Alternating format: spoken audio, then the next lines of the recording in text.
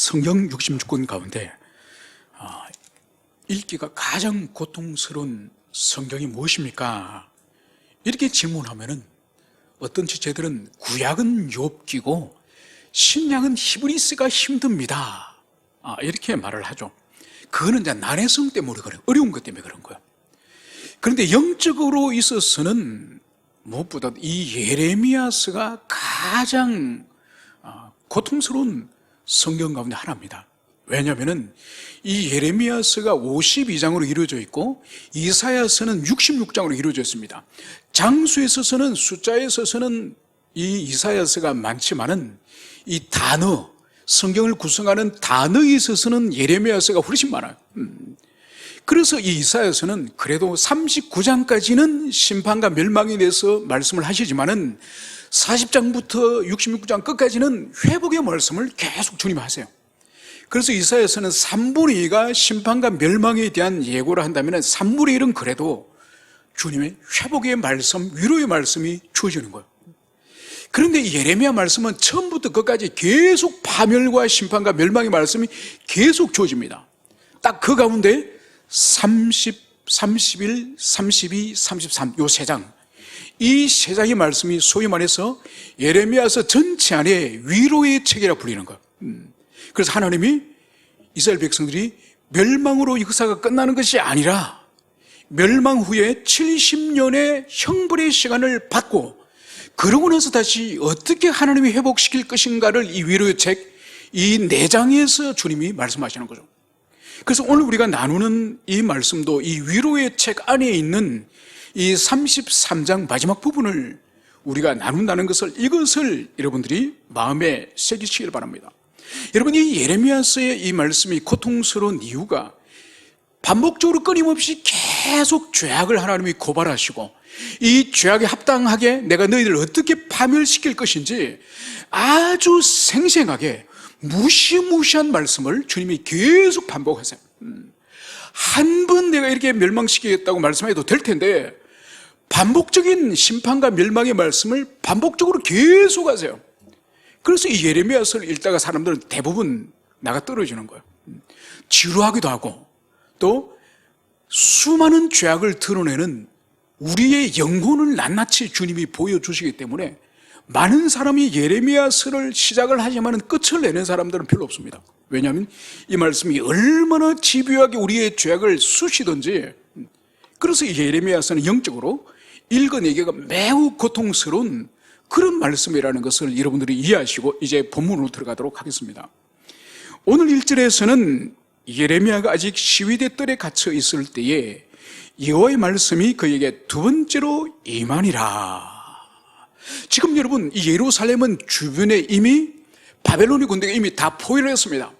다 포위를 했고 예레미야가 지금 시위대 뜰에, 이 왕궁 시위대 뜰에 지금 갇혀 있는데 이 시기는 이제 파멸이 예루살렘이 무너지고 성전이 불타는 그때가 기원 전 586년경이에요. 이 시드기야가 이제 감옥에 갇혀있는 이 시기는 딱 1년 전 587년경에 지금 이런 일을 예레미야가 지금 다 하고 있습니다. 바로 그 시위대 감옥에 갇혀있을 때 여호와 말씀이 예레미야에게 먼저 첫 번째로 임하는 일이 있었습니다. 그 말씀이 뭐냐? 지금 주변은 다 바벨론 군대가 다 포위하고 겨우 남은 것은 이 예루살렘 이 성과 성전밖에 없는 거예요. 그런데 하나님이 이 감옥에 갇혀있는 예레미야에게 너의 사촌이 베냐민 지파의 땅, 거기에 너희 사촌의 밭이 있는데, 아나돗, 그 아나돗 성읍에 너희 사촌의 밭이 있는데 그것을 매매 계약을 쓰고 그 땅을 은을 주고 그 땅을 매입을 하라, 부동산 거래를 하라, 이 말씀이 하나님이 이 예레미야에게 주시는 거예요. 그리고 인간적으로 도무지 이해될 수 없죠. 1년이 지나면은 예루살렘 성도 완전히 함락되어지고 많은 사람들이 죽임을 당하고 또 많은 사람들이 포로로 끌려가면서 이 이스라엘, 이 유다의 역사는 끝나는 거예요. 그리고 지금 이 땅을 사라고 하는 이 아나돗 땅도 이미 바벨론이 점령해 있는 땅이에요. 그리고 그 땅을 하나님이 감옥에 있는 예레미야에게 사라는 거예요. 인간적으로는 도무지 이해할 수 없죠. 그래서 주님께서 하시는 말씀이기 때문에 선지자가 이해를 못하더라도 그 땅을 사는 거예요. 그래서 계약을 하고 은을 달아주고 그 증명서를 보관하게 하고 그렇게 이제 그 일을 하는 거죠. 그 일을 예레미야가 하나님께 기도하면서 질문하며 도대체 이게 무슨 의미입니까? 바로 주님은 아직도 성이 함락되지 않고 완전히 멸망하지 않았지만 주님은 이미 성이 멸망하고 포로로 끌려가서 포로 생활 70년 이후의 일을 지금 예레미야에게 말씀하시는 거죠. 70년이 지나면 너희들이 예루살렘으로 다시 돌아오고 다시 내가 회복시켜 줄 때에 그때 다시 부동산의 거래가 일어나고 다시 매매가 일어나고 회복의 역사가 일어날 것임을 먼저 너의 행위를 통해서 너가 사촌의 땅을 사는 것을 통해서 70년 후에 이런 일이 일어날 것을 너희 백성들에게 보여주라. 이것이 바로 첫 번째의 감옥에 있을 때에 예레미야에게 하나님의 말씀이 임한 것이죠. 그래서 그 행동이 사촌에게 땅을 사는 그 행동이 행위 예언이라고 부를 수 있는 거죠. 그래서 우리가 기억을 하죠. 예레미야가 하나님께서 너가 나무 멍에를 만들어서 너의 목에 짊어지고 그리고 또 다른 나무 멍에를 너가 만들어서 지금 바벨론 느부갓네살 왕에게 저항하려고 모여있는 이 다섯 왕의 사신들에게 가서 이 나무 멍에를 너가 메고 있는 것을 보여주면서 하나님의 뜻은 느부갓네살이 메게 하는 이 노예의 멍에, 이 포로의 멍에를 순순히 멍에를 메고 저항하지 않고 그들에게 항복하는 것이 하나님의 뜻이다. 이것을 예레미야가 증거를 하면서 그들에게 나무 멍에를 하나씩 나눠주지 않습니까? 그것 또한 행위예언이죠. 하나님의 뜻은 바벨론에 저항하는 것이 아니고 지금은 우리가 형벌을 받아야 될 때고 징계를 받아야 될 때이기 때문에 순수히 비록 악인을 하나님이 사용하시지만은 하나님의 때는 우리가 바로 지금 징계와 심판을 받을 때다.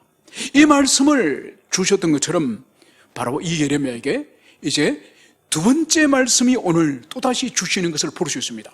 이제 첫 번째는 밭을 사라고 하는 것이 감옥에서 주셨다고 한다면 오늘 두 번째 시위에 대해서 어떤 말씀을 주셨는지 오늘 살펴보도록 하겠습니다. 2절, 이를 행하시는 여호와, 그것을 만들어 성취하시는 여호와, 그의 이름을 여호와라 하느니가 이와 같이 이르시도다. 지금 하나님께서는 이 예레미야를 통해서 지금 놀라운 말씀을 지금 준비하셨습니다. 그런데 그 말씀을 바로 주지 않으시고 이 언약의 말씀, 약속의 말씀을 주시는 그 주체, 언약의 주체, 말씀의 주체, 계시의 주체가 누군지를 말씀하면서 오늘 여기서 특별히 반복적으로 세 개의 단어를 우리가 볼 수 있죠. 바로 이를 행하시는 여호와, 그것을 만들어 성취하시는 여호와, 그의 이름을 여호와라 하느니가. 여러분, 하나님의 거룩한 성호인 이 여호와라고 하는 이 단어를 무려 3번씩이나 반복하면서 지금 이 계시를 주시는 주체이신 이 하나님의 거룩한 이름을 계시하고 있습니다. 여러분, 여호와라고 하는 이 이름은 이스라엘 백성들에게 최초로 언제 계시하셨습니까? 이것은 바로 출애굽기 3장에서 시내산에서 호렙산에서 이제 모세가 하나님을 떨게나무에서 대면하지 않습니까? 그래서 하나님께서 네가 다시 이집트로 돌아가서 내 백성을 이제 인도하라, 이 말씀을 할 때 이 모세가 처음에는 거절하였죠. 거절하다가 하나님의 그 말씀 앞에서 이 모세가 결국 순종을 하지 않습니까? 그때 모세가 질문하죠. 그러면 내 동포들, 내 형제들이 가서 도대체 누가 나를 보냈다고 그것을 말할까요? 그렇게 모세가 하나님께 질문했을 때 바로 여호와께서 나를 보냈다, 이 말씀을 하시면서 여호와라는 단어를 사용하지 않습니까? 바로 그 단어의 의미가 스스로 계시는 자, 스스로 자존하시는 자, 이런 의미죠, 그죠? 그래서 하나님께서는 모세에게 스스로 계시는 여호와께서 나를 보냈다고 그것을 자신의 동포들에게 말하면서 여기에 어떤 의미가 있죠? 바로 주님께서는 당신의 백성을 이집트로 보내시기도 하시고 400년이 지나고서 그들을 다시 뽑아 올리시기도 하시는 여호와라는 그것을 이스라엘 백성들이 계시하신 거죠. 그래서 정확히 주님께서는 아브라함의 약속하신 대로 이스라엘 백성들을 구원해냅니다. 그리고 40년의 광야에서 그들을 훈련시켜 놔서 가나안 땅으로 분명히 집어넣어 주셨죠, 그죠? 그거를 지금 예레미야와 이스라엘 백성들이 상기시키는 거예요. 반드시 말씀하시고 언약하신 것에 대해서 지키시고 성취하신 하나님이라는 것을 지금 여호와라고 하는 이 언약의 주이신 이분의 거룩한 성호를 통해서 지금 말씀하시는 거죠. 그래서 너희들이 곧 바벨론의 포로로 끌려가겠지만은 내가 430년 만에 이스라엘 백성들을 이집트에서 끌어냈던 것처럼 너희들도 70년 만에 내가 반드시 이 예루살렘으로 돌아오게 하겠다. 이 말씀이 바로 오늘 여기서 세 번씩이나 이를 행하시는 여호와, 만들어 성취하시는 여호와, 그의 이름을 여호와라 하시는 이가 바로 이 말씀 속에 있는 거죠. 그래서 주님께서는 지금 이스라엘 백성들을 이제 바벨론의 포로로 보내시는 이 일 또한 주님의 작전 가운데 있는 것이고, 그리고 때가 참에 그들 다시 이끌어 오시는 그 또 주님의 계획 또한 주님의 손 안에 있고, 그래서 반드시 너희들에게 내 언약의 말씀을 내가 이루겠다, 이 말씀을 주님이 여기서 하고 있는 것입니다. 그러면서 너는 내게 부르짖으라, 내가 내게 응답하겠고 내가 알지 못하는 크고 엄밀한 일을 내게 보이리라. 오늘 주님께서는 예레미야에게 하나님 앞에 부르짖으라고 이 말씀을 하고 있습니다. 여러분, 이 예레미야서 33장 이 3절은 우리 그리스도인들이 암기하는 아주 유명한 그 말씀이죠. 특히 이 말씀은 우리가 기도할 때 많이 인용하는 그 말씀인 것을 볼 수 있습니다. 그래서 부르짖어라, 기도는 부르짖으면서 해야 된다, 이 근거로서 이 3절의 말씀을 그렇게 하는 거죠. 그런데 엄밀히 말해서 여기서 이 말씀은 사실은 부르짖으라 있지 않습니다. 부르짖기 전에 너는 내게, 하나님께 부르짖으라는 거예요. 그러니까 우리 기도의 대상이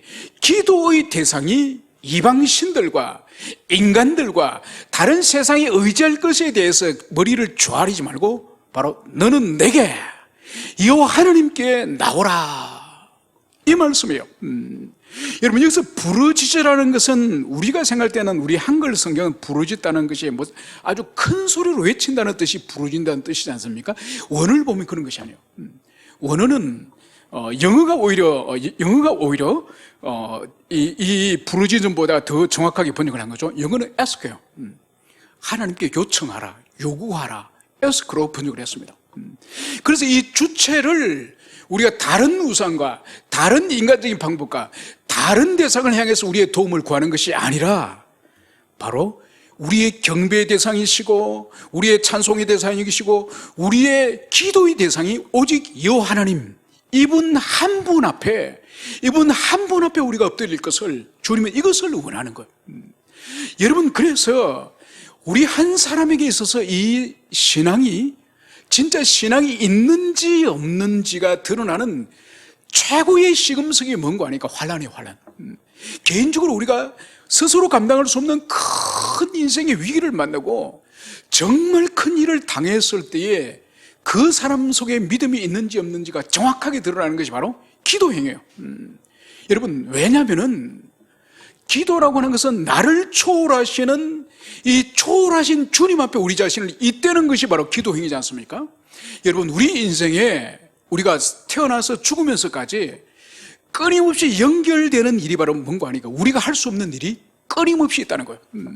아무리 그 사람이 권세를 가지고 부유하여서 많은 돈을 가지고 유명한 사람이라 할지라도 여러분, 자기가 할 수 없는 일을 하나님은 어떤 사람이든지 간에 그 사람 앞에 항상 둡니다.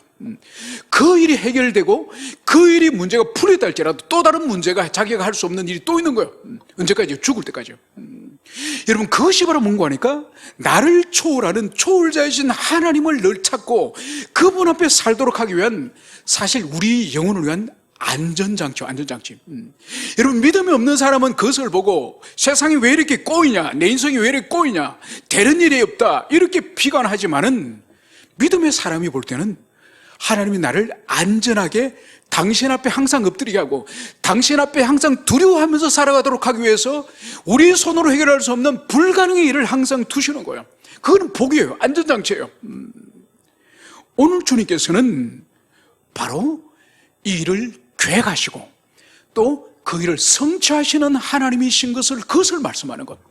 그래서 우리가 이분을 의지하고 이분께 붙어있는 그것이 우리 인생의 복락의 비결이라는 그것을 여러분들이 가슴 깊이 새기시기를 축원합니다. 그래서 부르짖고 주님을 찾으면 내가 내게 응답하겠고 네가 알지 못하는 크고 은밀한 일을 보이리라. 여러분, 주님이 보이고자 하는 이 크고 은밀한 이 일이 뭘까요? 여러분, 이 일에 대해서는 두 가지 견해가 있습니다. 첫 번째 견해는 이제 70년 후에 이들이 어떻게 돌아올 것인지 이들은 모릅니다. 하나님은 그 비밀을 이미, 작정의 비밀을 이미 가지고 있습니다. 그것은 바로 바벨론이 그 엄청난 세계 제국이지만은 그 바벨론이 70년 만에 무너지는 거예요. 그 나라가 영원히 가지 않습니다. 그 나라가 페르시아라고 하는 나라에서 망하면서 페르시아 황제를, 그 고레스 황제를 하나님이 당신의 종으로 세워가지고 이들을 해방을 시키고 고향으로 돌아가도록 돌려보내주는 거예요. 하나님의 마음은 이미 이 일이 모두 계획되어 있고 작정되어 있는 거예요. 그래서 이제 크고 비밀한 일을 바로 이들의 해방과 그들이 다시 예루살렘으로 돌아오는 그 사건을 의미한다고 하는 견해도 있지만, 그런데 그것은 이미 여러 번 돌아올 것을 말씀하셨기 때문에 그걸 하기보다는 또 다른 은밀하고 또 큰 일을 말씀한다고 볼 수 있는 거죠. 그것이 바로 이 말씀 안에 오늘 우리가 읽지 않았지만은 15절에 보면은 그 말씀이 있습니다. 그날 그때에 내가 다윗에게 한 공의로운 가지가 나게 하리니 그가 이 땅에 정의와 공의를 실행할 것이라. 바로 하나님의 때가 임박하면, 하나님의 때가 차면은 창세기 이후로 구약에서 그토록 메시아를 보내주시겠다고 했던 그 하나님의 그 역사가 바로 그날 그때에 다윗의 집안에서, 다윗의 나무에서 가지가 하나 돋아날 것인데, 그 가지가 바로 이 땅에 정의와 공의를 실행할 것이다. 여러분, 우리 주님의 십자가의 대속의 사건의 본질 중에 하나가 바로 뭔가 하나님의 공의의 실행이요, 하나님의 사랑의 실행이요, 일과 그토록 오랫동안 긴 세월 동안 하나님을 등지고 하나님께 대적하고 범죄하였던 이 모든 이 인간의 죄악, 이 죄악에 대해서는 인간은 죄를 지을 능력은 있지만은 자기가 지은 죄를 해결할 수 있거나 자기가 지은 죄에 대해서 자기가 형벌 받아서 문제를, 그 죄를 속죄할 수 있는 능력은 인간이 없습니다. 바로 인간이 지은 죄를 깨끗하게 해결하고 그 죄에 대해 합당한 형벌을 받을 수 있는 분은 오직 그리스도 예수, 그분의 생명, 그분의 피밖에 없는 거죠. 그래서 여기서 크고 은밀한 일을 보이겠다, 바로 이 말씀을 이 15절에 있는 다윗의 가지에서 바로 한 분이 태어나서 이 땅에 정의와 공의를 실행하시는 그리스도 예수 성육신, 이 사건을 의미한다. 이렇게 우리가 더 가까이 볼 수 있는 것임을, 그것을 여러분들이 가슴에 새기시길 바랍니다. 그러면서 하나님께서는 이 회복을 말하시지만은 이 회복은 반드시 회복 전에, 해방 전에, 포로에서 돌아오는 전에, 그 전에 먼저 해결해야 될 일이 있습니다. 먼저 해결해야 될 일이 바로 뭐냐? 4절 5절이에요. 이스라엘 하나님 여호와께서 말씀하시니라. 무리가 이 성읍의 가옥과 유다 왕궁을 흘러서 갈다인의 참호와 칼을 대항하여 싸우려 하였으나 내가 나의 노용문과 분함으로 그들을 죽이고 그들의 시체로 이 성을 채우게 하였나니 이는 그들의 모든 악행으로 말미암아 나의 얼굴을 가리어 이 성을 돌아보지 아니하였음이라. 여러분, 그들을 구원하고 해방해서 다시 예루살렘으로 데려오기 전에 하나님이 먼저 처리할 일이 있습니다. 그 일이 바로 뭐냐? 바로 심판과 징계가 먼저 이 예루살렘에 먼저 일어나야 되는 거예요. 먼저 일어나고 포로로 끌려가고 70년의 세월이 지나는 일이 있는 이후에 회복과 치유와 주님의 은총이 임한다는 것을 여기서 말씀하는 거예요. 그래서 보십시오. 이제 이스라엘 백성들이 4, 5절에 보면 이들이 하나님이 순수히 항복하고 순수히 하나님께서 바벨론의 이 멍에를 매게 하면은 멍에를 메고 포로로 끌려가라. 그들에게 저항하지 말라, 그들과 싸우지 말라, 그것을 받아들이라. 하나님이 그 말씀을 하는데도 이들이 어떡합니까? 오늘 4절, 무리가 이 성읍의 가옥과 유다 왕궁을 흘러서 갈대아인의 참호와 칼을 대항하여. 여러분, 예루살렘 성을 이제 바벨론 군대가 겹겹이 포위했지 않습니까? 그리고 밖에서 공격해 오겠죠. 그래 이들이 죽지 않고 이 살아남으려고 저항하려고 자기들의 이 집을 부숴서 그리고 왕궁을 흘러서 이 돌과 이 건축물들을 다 방벽으로 만든 거예요. 방벽으로 만들어가지고 바벨론의 군대에게 저항을 지금 하는 거예요. 저항을 하였지만은 오늘 성경 5절에서는 뭐라고 말씀합니까? 싸우려 하였으나 내가 나의 노여움과 분함으로 그들을 죽이고 그들의 시체로 이 성을 채우게 하였나니. 여러분, 오늘 하나님이 이스라엘 편이 아니에요. 하나님은 지금 불순종하여서 범죄하고 죄악을 저지른 이스라엘 편이 아니라 오늘 하나님은 바벨론 편에 서 있습니다. 바벨론을 도와가지고 이스라엘이 지금 죽지 않으려고 포로로 끌려가지 않고 지금 살아남으려고 저항을 하고 있지만은 오늘 주님이 어떻게 하신다고요? 내가 나의 노여움과 분함으로 그들을 죽이고 그들의 시체로 이 성을 채우게 하였나니. 하나님이 분노하셔서 하나님 백성을 하나님이 죽이시는 거예요. 하나님이 이 바벨론의 칼을 사용해서 당신의 백성들을 죽여서 이 예루살렘 성에 시체들이, 언약의 백성들의 시체가 가득하다고 하는 거예요. 그래서 보십시오. 왜 그렇게 하시냐? 이는 그 이유를 말씀하죠. 그들의 모든 악행으로 말미암아 나의 얼굴을 가려 이 성을 돌아보지 아니하였음이라. 여러분, 이들이 가나안 땅에서 이들이 살기 시작한 것은 약 900년입니다. 900년 동안 끊임없이 선지자를 보내시고 하나님의 말씀을 보내시고 끊임없이 책망하시고 끊임없이 징계하시면서 주님은 기다리셨지만은 이제 주님의 인내와 기다림은 영원하지 않았습니다. 주님에게서도 이 선이 있는 거예요. 선이. 인내 안에서는 선이 있으시고 이 선을 넘어서서는 주님은 반드시 심판하시고 형벌하시고, 오늘 심지어 뭐라고 말씀하시죠? 거룩한 성 예루살렘 안에 언약의 백성들의 시체가 가득하도록 하나님이 직접 하시겠다. 그러면서 나의 얼굴을 가려 이 성을 돌아보지 아니하였습니다. 여러분, 하나님이 언약의 백성과 당신의 성전이 있고 당신의 거룩한 백성들이 사는 예루살렘을 향해서 바라보지 않으시고 주님이 얼굴을 가려버리신다는 거예요. 등을 돌리신다는 거예요. 여러분, 얼마나 무시무시한 말씀이에요. 여러분, 하나님이 이런 분이에요. 당신의 아들을 십자가에 못 박으시면서 우리 죄를 사하시는 사랑이 끝이 없는 분이시기도 하지만은 당신의 언약 백성이 하나님의 인내의 때가 끝나서는, 그러고도 돌이키지 않을 때는 그들 모두 죽여서 이 예루살렘 성 안에 시체로 산을 이루도록 이 일을 하시는 분이 언약의 주님이신 하나님이에요. 여러분, 이런 말씀을 우리가 읽을 때는 하나님을 두려워해야 돼요. 여러분, 신앙에 있어서 가장 나쁜 신앙 중에 하나가 하나님에 대한 사랑과 자비만 나는 신앙.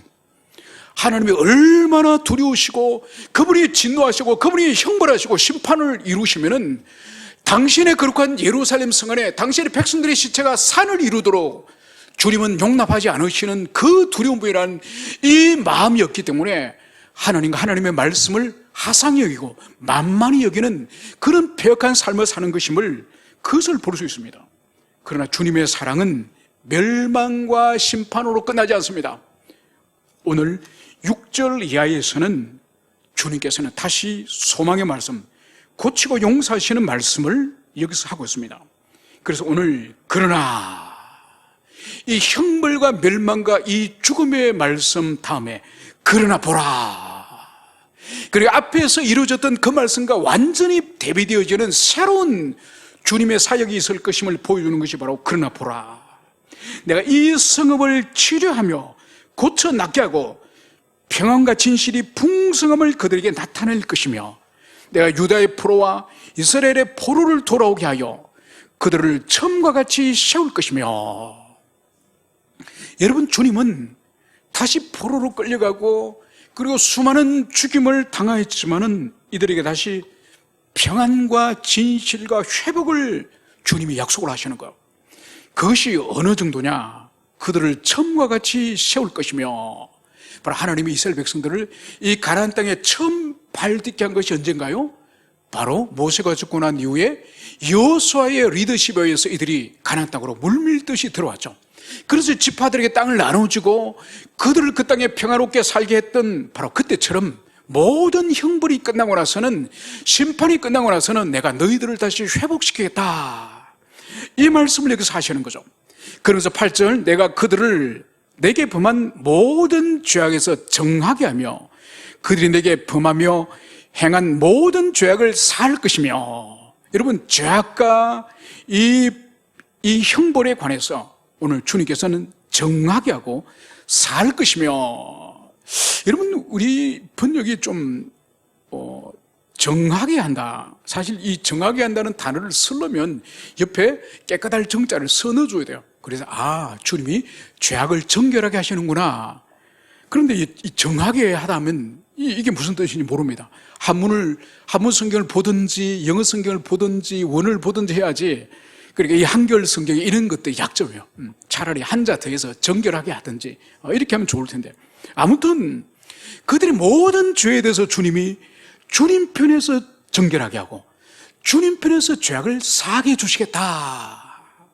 여러분, 이것이 얼마나 우리에게 큰 은혜예요. 잠시 전에도 말씀드렸다시피 우리 인간은 죄를 지을 수는 있지만은, 하나님을 떠날 수는 있지만은, 우리가 죄 문제를 우리가 스스로 살 수 있는 능력이나 권한이 없고, 하나님을 떠났지만은 하나님께 다시 돌아올 능력이 우리 없습니다. 주님이 우리 죄를 사해 주셔야 되고, 주님이 떠난 우리를 다시 붙들고 주님 앞으로 이끌어 주셔야 우리가 돌아올 수 있는 것이지. 그런데 오늘 주님이 뭐란 말씀하죠? 내가 정결하게 할 것이고 내가 사해 줄 것이다, 이 말씀을 주님이 여기서 하는 거예요. 여러분, 그래서 우리는 얼마나 하나님의 큰 은혜를 입었습니까? 우리가 겨우 할 수 있는 것은 죄 짓는 것밖에 할 수 없었지만은 주님은 용서하게 하시고, 그리고 다시 우리 손을 이끌고 당신께로 인도하시는 이 일을 우리 주님이 친히 하셨으니 우리는 얼마나 큰 자비와 은총을 입은 사람들입니까? 그런 감사와 은혜가 여러분 심령 가운데 일어나기를 소망합니다. 그러면서 이제 오늘 주님께서는 10절과 11절에서 새롭게 이제 회복될 땅, 새롭게 회복될 예루살렘에 대해서 이렇게 말씀을 하고 있습니다. 10절 11절, 너희가 가르쳐 말하기를 황폐여 사람도 없고 짐승도 없다 하던 여기 곧 황폐여 사람도 없고 주민도 없고 짐승도 없던 유다 성읍들과 예루살렘 거리에서 즐거워하는 소리, 기뻐하는 소리, 신랑의 소리, 신부의 소리 및 만군의 여호와께 감사하라. 여호와는 선하시니 그 인자하심이 영원하다는 소리와 여호와의 성전에서 감사제를 드린 자의 소리가 다시 들리리니 이는 내가 이 땅의 포로를 돌려보려 지난 날처럼 되게 할 것입니다. 여호와의 말씀이라. 여러분, 다 파괴되어지고 성이 다 무너지고 성전도 다 파괴되어진 이 도시가 주님이 다시 이 도시를 재건하시고, 그리고 장차 성전을 재건하시고, 그리고 이 성량이라든지 짐승만 살던 이 도시가 다시 사람들이 들어와서 사람들이 살게 되고, 여기 또다시 결혼이 일어나고 남여성의 가정이 세워지고, 그리고 여기서 또 하나님을 찬양하는, 경배하는 그 음악의 소리가 이것을 들릴 것을, 이것을 말씀하는 거예요. 여러분, 얼마나 지금 놀라운 하나님께서 약속을 하십니까? 아직도 망하지도 않았다니까요. 1년 후가 지나야 이스라엘 백성들이 완전히 멸망한다니까요. 그런데 주님의 말씀은 뭔가요? 망하고 70년의 세월이 지나고 회복된 이후의 이 예루살렘의 번영을 지금 벌써 말씀을 하고 있는 거예요. 그러면서 오늘 12절은 만군의 여호와께서 이와 같이 말씀하시니라. 황폐하여 사람도 없고 짐승도 없던 이곳과 그 모든 성읍에 다시 목자가 살 곳이 있으리니 그 양떼를 눕게 할 것이라. 그러면서 오늘 13절에서는 이렇게 말씀합니다. 양떼가 다시 계수하는 자의 손 아래 지나리라. 여호와께서 말씀하시리라. 여러분, 특별히 회복에, 언약 백성의 회복을 목자와 양의 목양의 관계를 비유해서 여기서 말씀하는 거예요.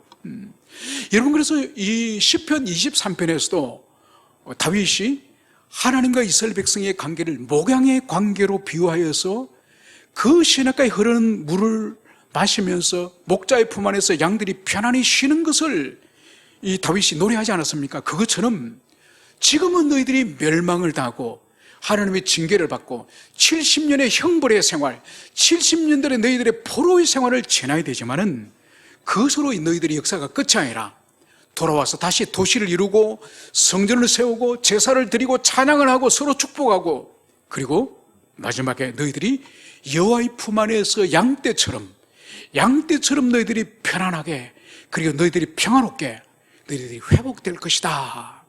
이 말씀을 여기서 하고 있습니다. 여러분, 이 말씀은 궁극적으로, 이 말씀은 이 땅에 성육신하신 그리스도 예수의 오심, 그리고 그분의 목양을 해서 교회 시대의 우리의 누림, 이것이 궁극적인 이 회복을 말하는 거예요. 그래서 이것은 2600년 전에 주님이 말씀하신 것이지만은 이미 2000년 전에 주님이 오셔서 이것을 이루셨습니다. 이루셨고, 우리 또한 이 말씀을 지금도 계속 누리고 계속 그분의 은택 가운데서 그분의 품 안에서 하나님의 어린 양으로서 우리가 그렇게 살아가고 있지 않습니까? 그래서 이분들께서 이 말씀이 멀리 떨어져 있는 말씀이 아니라 여러분과 바로 가까이서 여러분이 이 말씀을 여러분의 실종 가운데서 경험하시고 이 복을 누리시는, 그래서 주님의 양떼로서 누리시는 모든 우리 교우들이 되시기를 축원합니다. 우리 함께 기도하시겠습니다.